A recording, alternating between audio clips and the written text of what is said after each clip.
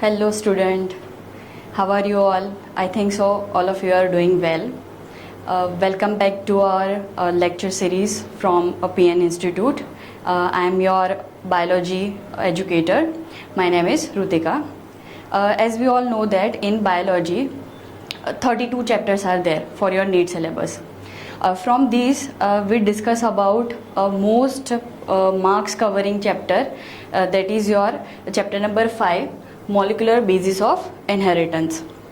Okay, ये जो chapter है उसका वेरिएशंस, और ये चैप्टर में बहुत सारी चीज़ें हैं, बहुत सारा चीज़ें डिटेल में हमें पढ़नी होती है जेनेटिक्स के बारे में. ओके, तो चलो हम ये चैप्टर स्टार्ट करते हैं. जैसे हम बोले कि कोई भी चैप्टर पढ़ने से हमें पहले चैप्टर का ये जो उन्होंने नाम दिया है वो अच्छे से पता होना चाहिए कि चैप्टर किसके बेसिस पे और क्या क्या चीज़ें पढ़नी है हमें. फर्स्ट हम बात करें मॉलिकुलर बेसिस ऑफ इनहेरिटेंस. तो first what should be understood that what is meaning of inheritance. Okay, inheritance हम देखें तो एक क्या है, प्रोसेस है. क्या ये प्रोसेस है by which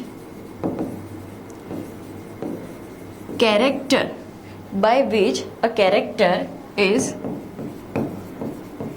passed from one generation to their next generation. Inheritance क्या है, एक प्रोसेस है जिसकी वजह से क्या होगा, कैरेक्टर या ट्रेट्स कहाँ पे पास ऑन हो रहे हैं, from one generation to their next generation. मतलब कि आपके पेरेंट्स में से ही आपको कैरेक्टर मिले हैं या ट्रेट्स मिले हैं, तो वो किसके बेसिस पे ट्रांसफर हो रहे हैं, वो जो प्रोसेस है वो प्रोसेस को हम क्या बुलाते हैं, इनहेरिटेंस बुलाते हैं. हम इनहेरिटेंस का बेस हम देखें तो बेस क्या होता है इसका, हेरिडिटी होता है. क्या होता है इसका बेस, हेरिडिटी. हेरिडिटी की वजह से ही आपको क्या मिले हैं, ट्रेट्स या कैरेक्टर मिले हैं.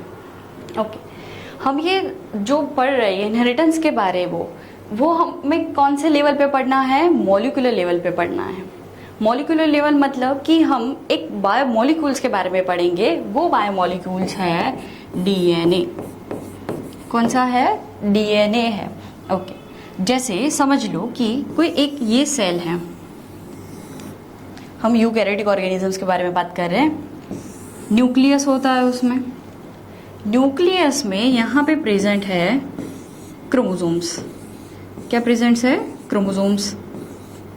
ओके, हम बात करें क्रोमोसोम्स के बारे में तो हमारे पास टोटल नंबर ऑफ क्रोमोसोम्स कितने हैं, तो हमारे पास है 23 पेयर ऑफ क्रोमोसोम्स होते हैं. ये जो हम पेयर के बारे में बात कर रहे हैं 23 पेयर, उसमें से एक जो पेयर होती है, जैसे मैं ड्रॉ करूं यहाँ पे, समझ लो कि ये एक पेयर है क्रोमोसोम्स की, ये एक पेयर है जो मोनाड कंडीशन में है. तो उसमें से ये वाला जो क्रोमोसोम है आपको कहाँ से मिला है, फ्रॉम फादर, और ये वाला जो क्रोमोसोम है वो कहाँ से मिला है आपको, फ्रॉम मदर. और इस तरह से एक पेयर बनती है. ओके, ये जो क्रोमोसोम्स है, क्रोमोसोम के अंदर हाईली पैक्ड स्ट्रक्चर होता है, वो है हमारा जेनेटिक मटेरियल. जेनेटिक मटेरियल कौन सा है, डीएनए. हम बात करें कि क्या सारे डीएनए, जो हम बात करें कि सारे जो ऑर्गेनिजम्स हैं वो ऑर्गेनिज्म में क्या सिर्फ और सिर्फ एज जेनेटिक मटेरियल डीएनए हो सकता है. All the living organism has a genetic material as a DNA. और आप बोलोगे कि मैम ये तो आप गलत बोल दिए, पर ये जो लिविंग ऑर्गेनिज्म, हम बात करें कि भाई आरएनए भी तो जेनेटिक मटेरियल हो सकता है ना, पर आरएनए हम कंसिडर नहीं कर रहे. क्यों, क्योंकि ये सिर्फ और सिर्फ किस में है, वायरस में. और वायरस को हम क्या कंसिडर करते हैं, एज अ पैरासाइट ना, हम इसको क्या कंसिडर करते हैं, एज अ पैरासाइट कंसिडर करते हैं. ओके, तभी ये सेंटेंस सही पड़ता है कि जैसे all the living organisms has a genetic material is a DNA. Okay, चलो जैसे यहाँ से हम ले एक क्रोमोसोम का एक छोटा सा टुकड़ा जिसको हम बुलाते हैं जीन. ये जो जीन है, जीन अपने आप को क्या करता है, एक्सप्रेस करता है, और फिर उसमें से क्या फॉर्म होता है, प्रोटीन फॉर्म होता है. जैसे जीन एक्सप्रेस होगा, जीन क्या है, शॉर्ट स्ट्रेच ऑफ डीएनए ही है। इसमें से फॉर्म होगा mRNA और आगे जाके बाय द प्रोसेस आरएनए में से फॉर्म होता है प्रोटीन।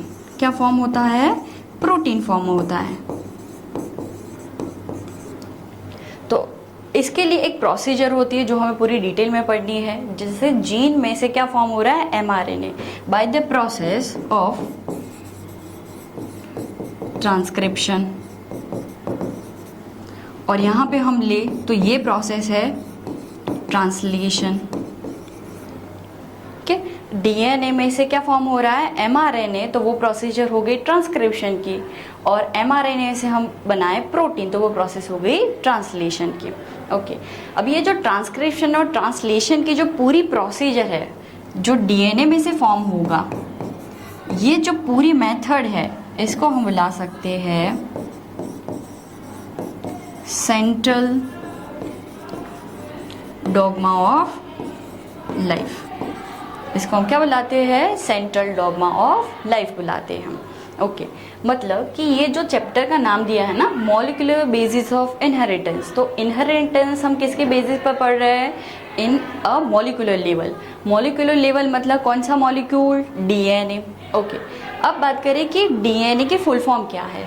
जैसे डीएनए का फुल फॉर्म है 2D oxy ribo nucleic acid. क्या है इसका full form? 2D oxy ribo nucleic acid. Okay, हमें ये पूरा ये यहाँ पे हमने 2D ऑक्सी लिखा है, उसका भी कोई एक पर्टिकुलर मतलब होता है, उसकी वजह से ही हमने लिखा है। ठीक है, तो नेक्स्ट हमें पढ़ना है पूरे डीएनए के स्ट्रक्चर के बारे में। चलो स्टार्ट करते हैं वो। ठीक है, हम कोई भी स्ट्रक्चर पढ़े उससे पहले उसके डिस्कवरी के बारे में हमें थोड़ा बहुत एटलीस्ट उनके ओवरव्यू के बारे में पता होना चाहिए। जैसे हम डीएनए की डिस्कवरी देखें तो in 1869 Friedrich Miescher discover acidic substance in nucleus. उन्होंने देखा था कि जैसे कोई एक सेल है, सेल के बीच में न्यूक्लियस है, तो उन्होंने क्या देखा कि न्यूक्लियस में ऐसा कुछ थ्रेड लाइक स्ट्रक्चर है और ये वो कैसा है? एसिडिक इन नेचर है। कैसा है? एसिडिक इन नेचर है। ओके, तो उस टाइम पे उन्होंने एक टर्म दिया है जिसका नाम उन्होंने वो टर्म दिया न्यूक्लिइन। कि भाई न्यूक्लियस के अंदर कोई एसिडिक सब्सटेंस है, वो न्यूक्लियन होगा। ओके, अभी तो हम क्या बुलाते हैं उसे? न्यूक्लिक एसिड कहते हैं ना। तो वो टर्म एक साइंटिस्ट ने दिया है जिसका नेम है एल्टमन। किसने दिया है? एल्टमन ने दिया है वो। ओके, इन 1953 आगे जैसे जैसे थोड़ी बहुत डिस्कवरी होती गई, जैसे इलेक्ट्रॉन माइक्रोस्कोप फाइंड आउट होते गए, क्रोमोसोम्स उस टाइम पे डिस्कवर हो चुके थे। तो इन 1953 Watson and Craig discover double हेलिक model of DNA. के उन्होंने क्या दिया है? डीएनए का पूरा डबल हेलिक्स मॉडल दिया है। क्या दिया है? Double helix model. ऐसे तो दे नहीं दिया, उन्होंने कुछ डेटा लिए हैं। किससे लिए हैं? The based on x-ray diffraction data given by Maurice Wilkins and Rosalind Franklin.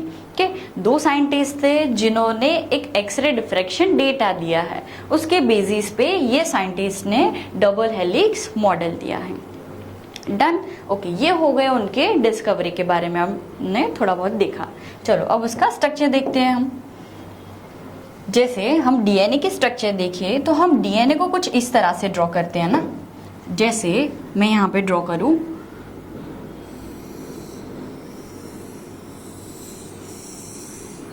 DNA is a double helical structure ना। DNA is a double helical structure है, तो हमें दो हेलिकल स्ट्रक्चर ड्रॉ करने पड़ेंगे।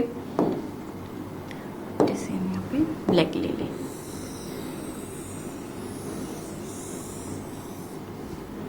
तो डीएनए को इस तरह से ड्रॉ किया जाता है।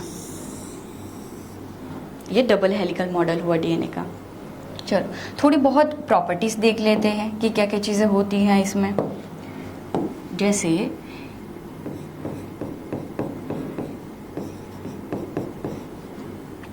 कुछ इस तरह से इनर साइड पे नाइट्रोजन बेस होते हैं।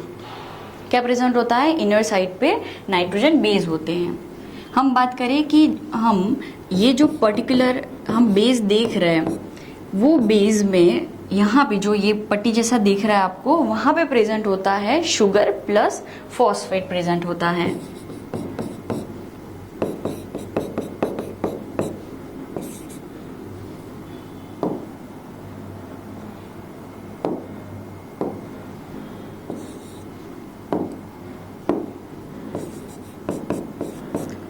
डीएनए के स्ट्रक्चर में एडेनिन और थायमिन के बीच में 2 हाइड्रोजन बॉन्ड होते हैं और ग्वानिन और साइटोसिन के बीच में 3 हाइड्रोजन बॉन्ड्स होते हैं। ठीक है, तो हम जहां जहां पे हैं वहां वहां पे ये कर सकते हैं।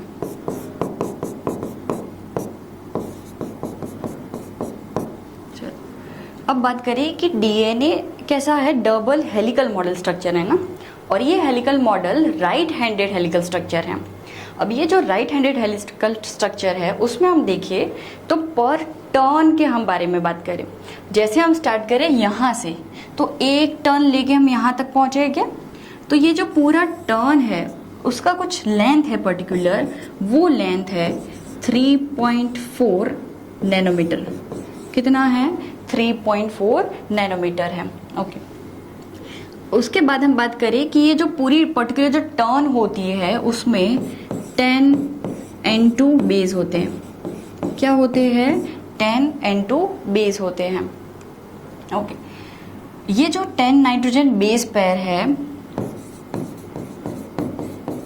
ये बेस पेयर की बीच में यहाँ पे हम पर्टिकुलर लेंथ निकाले तो यहाँ पे होता है 0.34 नैनोमीटर। ये कैसे आएगा? जैसे 3.4 नैनोमीटर पूरे टर्न की लेंथ है, उसमें 10 नाइट्रोजन बेस पेयर है, तो उसको हम 10 से डिवाइड कर सकते हैं। डिवाइड कर लो तो कितना आंसर आएगा? 0.34 नैनोमीटर। ओके, इसके बाद बारे देखें तो डीएनए एक एक्सिस से हेलिकल स्ट्रक्चर में फॉर्म होता है। तो ये जो एक्सिस से हम डिवाइड करें तो उसका कुछ डायमीटर 2 नैनोमीटर होता है। कितना होता है? 2 नैनोमीटर जितना होता है। ओके, चलो अब देखते हैं इसका बेसिक मॉलिक्यूलर स्ट्रक्चर डीएनए का। जैसे मैं बोलूं कि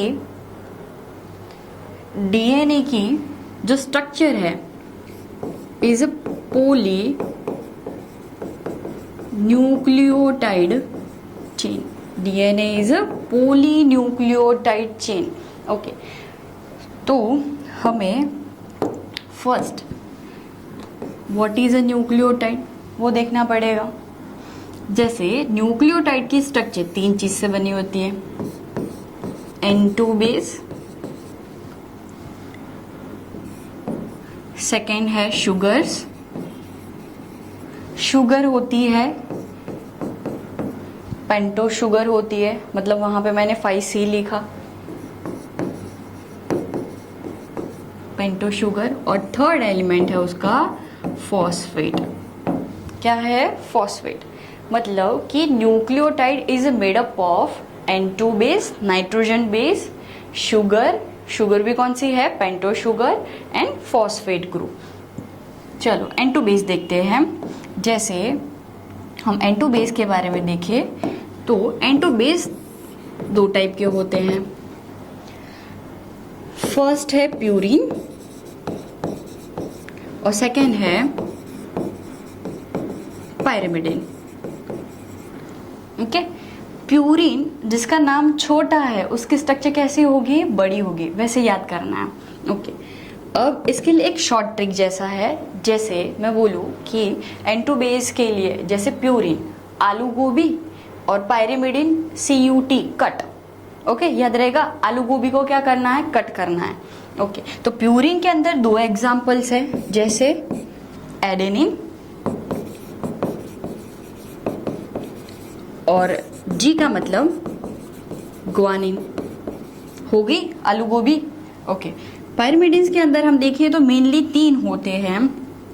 CUT हम पहले लिख ले, कट है शॉर्ट, तो cytosine, uracil and thymine. Okay ये 3 होते हैं, cytosine, uracil and thymine. Okay सिर्फ हम इसमें स्ट्रक्चर देखें तो यूरेसिल का जो स्ट्रक्चर है, ये यूरेसिल का स्ट्रक्चर सिर्फ और सिर्फ किस में प्रेजेंट होगा, आरएनए के स्ट्रक्चर में होता है। जैसे अभी हमने आगे की स्लाइड में देखा था ना कि एडेनिन की pair with the help of 2 double bond किसके साथ बनती है, थाइमिन के साथ बनती है, और ग्वानिन की पेयर साइटोसिन के साथ बनती है with the help of 3 hydrogen bond. तो ये जो हम स्ट्रक्चर देखे तो ये किसके स्ट्रक्चर में होता है, डीएनए के स्ट्रक्चर में। पर मैं बात करूं आरएनए के स्ट्रक्चर में, तो आरएनए के स्ट्रक्चर में एडेनिन के साथ क्या अटैच होगा, यूरेसिल अटैच होगा। ओके क्योंकि ये जो थायमीन है वो रिप्लेस हो रहा है और वहां पे क्या आ रहा है, यूरेसिल आता है, और ग्वानिन और साइटोसिन के बीच में तो कोई फर्क नहीं होता है। चलो ये हो गया आरएनए के स्ट्रक्चर में, डन। अब हम बात करें शुगर के बारे में, तो शुगर होती है पेंटो शुगर, और पेंटो शुगर में हम देखें तो राइबोज है मेनली। अब डीएनए और आरएनए के स्ट्रक्चर में ये 2 शुगर भी डिफरेंट हो से हैं। जैसे मैं बोलूं कि राइबोज शुगर 5 कार्बन की है, स्ट्रक्चर देखें हम कुछ तो इस तरह से इसका स्ट्रक्चर बनता है, क्योंकि 5 कार्बन की है, और पेंटोज है मतलब कि पेंटागोनल स्ट्रक्चर आता है इसका।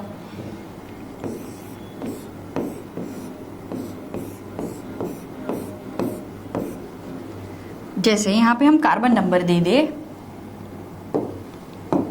1st, 2nd, 3rd, 4th and this is the 5th one. हो गए 5 carbon, 1st, 2nd, 3rd, 4th and this is the 5। Okay अब हम देखें कि ribose and deoxy ribose. Deoxy ribose, ribose की जो स्ट्रक्चर है वो स्ट्रक्चर प्रेजेंट होती है आरएनए के, और ये स्ट्रक्चर डीऑक्सी रिबोस का स्ट्रक्चर प्रेजेंट होता है इन डीएनए। डन। ओके क्या डिफरेंस है ये 2 स्ट्रक्चर में। जैसे हम बात करें 2nd नंबर जो पोजीशन है वो पोजीशन पे रिबोस शुगर में यहाँ पे दोनों जगह पे OH ग्रुप होते हैं, और जो डीएनए के अंदर डीऑक्सी रिबोस शुगर है उसमें यहाँ पे प्रेजेंट होता है सिर्फ और सिर्फ हाइड्रोजन ग्रुप होता है।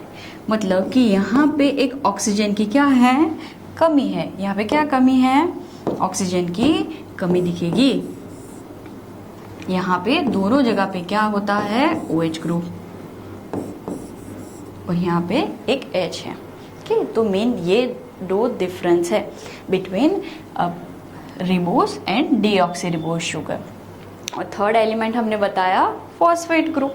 ओके चलो ये हो गया एक बेसिक स्ट्रक्चर किसके बारे में, डीएनए के बारे में। जैसे DNA is a polynucleotide chain, तो न्यूक्लियोटाइड चेन में क्या क्या चीजें हैं भाई, नाइट्रोजन बेस होता है, 2 टाइप का है, प्यूरिन एंड पायरिमिडिन। प्यूरिन की नाम छोटा है तो स्ट्रक्चर उसका बड़ा रहता है। जैसे स्ट्रक्चर देखें हम इसका, तो इसके स्ट्रक्चर में कुछ इस तरह से रिंग होती हैं।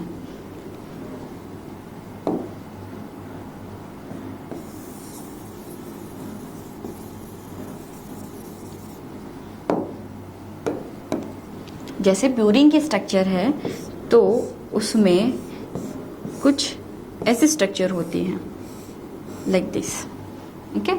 और जो पायरिमिडिन है उसमें सिर्फ और सिर्फ ऐसी स्ट्रक्चर होती हैं। हमें फॉर बायोलॉजी पर्पस हमें इतना याद करना है कि ये जो रिंग स्ट्रक्चर है उसमें जो नाइट्रोजन होता है वो कहाँ कहाँ पे होता है, कौन कौन से कार्बन नंबर पे प्रेजेंट होता है। ये जैसे मैं बोलूँ कि 1st, 3rd, 7 और 9 नंबर पे नाइट्रोजन प्रेजेंट होते हैं। जैसे यहाँ पे नंबर दे दे 1st, 2nd, 3rd, 4th, 5th, 6th, 7, 8 और 9। तो अब हम बता दें कि कौन कौन सी जगह पे प्रेजेंट होगा। जैसे ये 1st नंबर पे है नाइट्रोजन, फिर 3rd नंबर, फिर 7 और फिर 9। उस तरह से पायरिमिडिक स्ट्रक्चर में भी हम देखें तो नाइट्रोजन होता है 1st एंड 3rd नंबर पे होता है। जैसे ये होगा first, second, third, fourth, fifth and six, तो यहाँ पे भी होगा नाइट्रोजन और यहाँ पे भी होता है। ओके, फॉर बायोलॉजी पर्पस आप इतना याद कर सकते हो। डन इतना। ओके, एडेनिन pyrimidine की पूरी स्ट्रक्चर हो गई। पेंटोज शुगर के बारे में हमने मेंशन किया। नाउ हम पूरी डिटेल में स्ट्रक्चर देखते हैं कि मॉलिक्यूलर लेयर पे उसकी स्ट्रक्चर कैसी होती है। जैसे प्रीवियस स्लाइड में मैंने बताया कि DNA is a double helical model structure है ना, तो ये 2 चेन से बना हुआ है। 2 पॉलीपेप्टाइड चेन, न्यूक्लियोटाइड चेन होती है। जैसे हम ले कि एक न्यूक्लियोटाइड के स्ट्रक्चर में सिर्फ और सिर्फ एक न्यूक्लियोटाइड के स्ट्रक्चर में, जैसे हम ड्रॉ कर ले, शुगर होता है। कौन सा शुगर होगा? जो डीएनए के स्ट्रक्चर है तो डीऑक्सी रिबोस। अभी बताया था क्या डिफरेंस होता है। सेकेंड पोजीशन पे क्या होगा?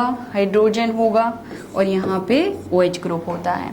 ओके, और एक ये जो प्रॉपर्टीज है ना, सेकेंड पोजीशन पे हाइड्रोजन प्रेजेंट होना, उसकी वजह से डीएनए की स्ट्रक्चर थोड़ी स्टेबल स्ट्रक्चर होती है as compared to RNA. Okay, अब बात करें कि ये जो शुगर है, इसका जो फर्स्ट कार्बन है, फर्स्ट कार्बन के साथ अटैच होता है नाइट्रोजन बेस। कोई भी नाइट्रोजन बेस हो सकता है क्योंकि हम डीएनए के स्ट्रक्चर देख रहे हैं। okay. ये जो नाइट्रोजन बेस है वो यहाँ पे एक बॉन्ड फॉर्म करता है और वो बॉन्ड बनाता है ग्लाइकोसिडिक बॉन्ड। कौन सा होता है ये? ग्लाइकोसिडिक बॉन्ड होता है। ओके, और यहाँ पे हम N ग्लाइकोसिडिक बॉन्ड लिखते हैं जस्ट बिकॉज कि आगे की जो हम स्लाइड में देखा हमने जो स्ट्रक्चर, यहाँ पे ये जो 9 पोजीशन है यहाँ से उसका बॉन्ड फॉर्म होता है। ओके, तो उसकी वजह से हम यहाँ पे कंसीडर करते हैं as a N glycosidic bond. तो अब ये जो स्ट्रक्चर देख रहे हो, कौन सी? Sugar plus N2 base. कौन सी? Sugar plus N2 base. ये दोनों मिला के बनाते हैं स्ट्रक्चर न्यूक्लियोसाइड की। किसकी स्ट्रक्चर बनाते हैं ये? न्यूक्लियोसाइड की स्ट्रक्चर। ओके, नाउ हम आगे देखें तो पर डीएनए की स्ट्रक्चर तो क्या है? पॉलीन्यूक्लियोटाइड। तो न्यूक्लियोटाइड में ये जो 5th नंबर है, 5th नंबर के साथ अटैच होता है PO4- फॉस्फेट ग्रुप अटैच हो जाता है। तो यहाँ पे भी कुछ बॉन्ड फॉर्म हो रहा है। वो बॉन्ड है फॉस्फो एस्टर बॉन्ड। कौन सा? ये फॉस्फो एस्टर बॉन्ड होता है। ओके, तो ये जो बेसिक ये जो स्ट्रक्चर बना, ये बनता है स्ट्रक्चर न्यूक्लियोटाइड का स्ट्रक्चर। तो हम यहाँ पे मेंशन कर सकते हैं कि nucleotide is equal to sugar plus N2 base plus हमने क्या अटैच कर दिया यहाँ पे? अब फॉस्फेट ग्रुप। तो ये बन गया पूरा न्यूक्लियोटाइड का स्ट्रक्चर। डन। ओके, अब बात करें हम आगे कि पूरी डीएनए की जो पूरी स्ट्रक्चर है पॉली न्यूक्लियोटाइड की चेन, उसमें हम देखें स्ट्रक्चर तो किस तरह से होते हैं। जैसे एक शुगर का स्ट्रक्चर हो गया, फर्स्ट कार्बन पे क्या था बता दो वापस से? N2 बेस अटैच था। जैसे यहाँ पे हम N2 में समझ लो कि एडेनिन ले रहे हैं। जो 5th नंबर कार्बन है CH2OH, इसके साथ क्या अटैच हो जाता है? Phosphate group. ये एक न्यूक्लियोटाइड, बहुत सारे न्यूक्लियोटाइड अटैच होके ही क्या बनाएंगे? पॉलीन्यूक्लियोटाइड्स बनाएंगे ना। अब बात करें कि ये जो H और यहाँ पे थर्ड पे क्या प्रेजेंट था? OH group. ओके, हम नीचे भी सेम एग्जिट वही ड्रॉ करेंगे।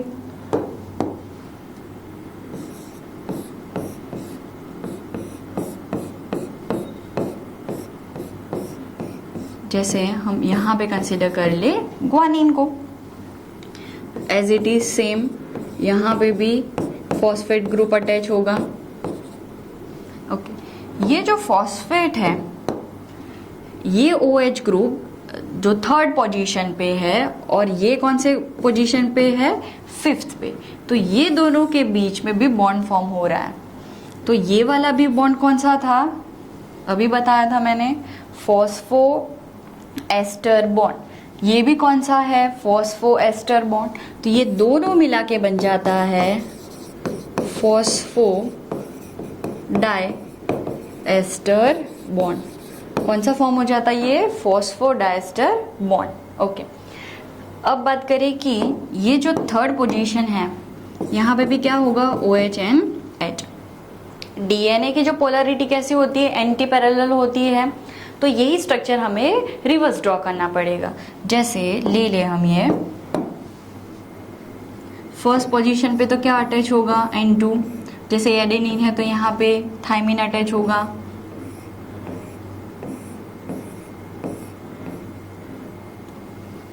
फर्स्ट, सेकेंड, थर्ड, फोर्थ, यहाँ पे फिफ्थ आएगा CH2OH और क्या अटैच होगा, फॉस्फेट माइनस।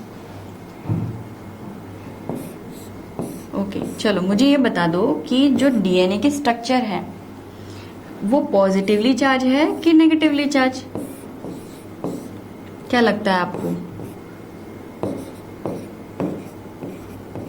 DNA का जो स्ट्रक्चर है वो कैसा है, नेगेटिव चार्ज है, just because of phosphate group is present, है ना। ओके, अब दोनों के बीच में बॉन्ड फॉर्मेशन करवा दे।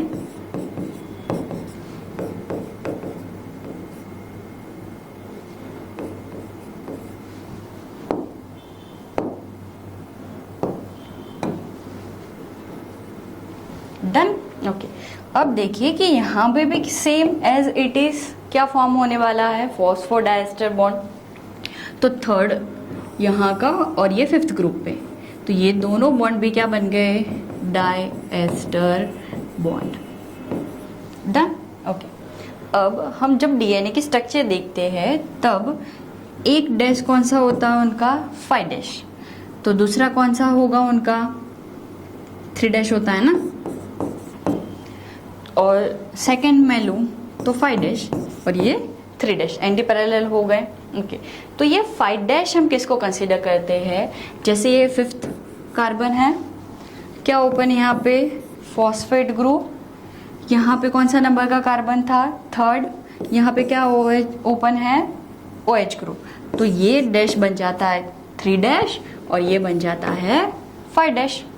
इस तरह से हम यहाँ पे भी मैं देखे तो third number OH group present यहाँ पे ओपन है, तो ये थर्ड एंड, और यहाँ पे फॉस्फेट ओपन है तो ये फिफ्थ एंड। डन होगा ये 5 डैश टू 3 डैश, ये 3 dash two 5 dash. Okay, now अब सोचो कि हमारे पास एक और न्यूक्लियोटाइड है, तो ये न्यूक्लियोटाइड को हमें कहाँ पे ज्वाइन करेंगे हम, सोचो, क्या यहाँ पे ज्वाइन कर सकते हैं, नहीं, हम ऑलवेज नया जब कोई भी न्यूक्लियोटाइड लेंगे तो कहाँ पे ज्वाइन कर सकते हैं, ये वाली पोजीशन पे, जस्ट बिकॉज कि OH ग्रुप ऐसा रिएक्टिव ग्रुप है कि वो इजीली किसी के भी साथ इजीली बॉन्ड फॉर्म कर देगा। ओके, तो उसकी वजह से हम इसको यहाँ पे भी एक न्यूक्लियोटाइड ऐड ऑन कर सकते हैं, आइदर इसके ऊपर कर सकते हैं। डन। तो ये पूरी बेसिक स्ट्रक्चर हो गई, किसके बारे में हो गई, DNA के बारे में। ओके, अब बीच में यहाँ पे बॉन्ड करने हैं तो यहाँ पे कितने बॉन्ड आएंगे, 3, और यहाँ पे कितने आएंगे, 2 हाइड्रोजन बॉन्ड। डन। ये पूरी बेसिक स्ट्रक्चर हुई DNA के बारे में। नाउ हमने ये वीडियो लेक्चर में क्या क्या चीज़ें पढ़ी, एक फटाफट क्विक रिवीजन ले लेते हम। जैसे हमने स्ट्रक्चर ऑफ DNA के बारे में देखा, बेसिस ऑफ मॉलिक्यूलर बेसिस के बारे में, क्या होता है जीन में से ही क्या फॉर्म होता है, प्रोटीन फॉर्म के लिए हमें DNA तो चाहिए। DNA की हमने कुछ डिस्कवरी देख ली, डिस्कवरी के बाद हमने देख लिया थोड़ा बहुत DNA की बेसिक स्ट्रक्चर क्या होती है, जैसे ये डबल हेलिकल स्ट्रक्चर हुआ, जैसे अभी हमने आगे पढ़ा उस तरह से ये 5 डैश होगा तो नीचे वाली 3 डैश, ये 5 डैश तो ऊपर वापस से ये 3 डैश होगा। ठीक है, फिर हमने ये बेसिक्स पूरे कॉन्सेप्ट उसके पढ़े, जैसे एडेनिन, ग्वानिन, साइटोसिन, यूरेसिल और थायमीन के बारे में। आपको ये चीज़ याद नोट डाउन कर लेनी है और याद रखना ही है कि जो नाइट्रोजन है वो कहाँ पे होता है, फर्स्ट, थर्ड, 7 एंड 9। ओके, और नंबर ही ये सारे सिर्फ 5 को छोड़ के हैं। ओके, डीएनए और आरएनए दोनों में से हम स्टेबल स्ट्रक्चर देखें तो ऑब्वियस डीएनए का ही है, just because of the OH group is absent on a second position. फिर हमने सिर्फ एक न्यूक्लियोटाइड का स्ट्रक्चर देखा और what is the meaning of nucleoside, then the sugar and N2 base attach होते हैं सिर्फ। और ये पूरी स्ट्रक्चर हो गई डीएनए की मॉलिक्यूलर स्ट्रक्चर हुई। Okay, in next video lecture we discuss a further more topics. Okay, goodbye.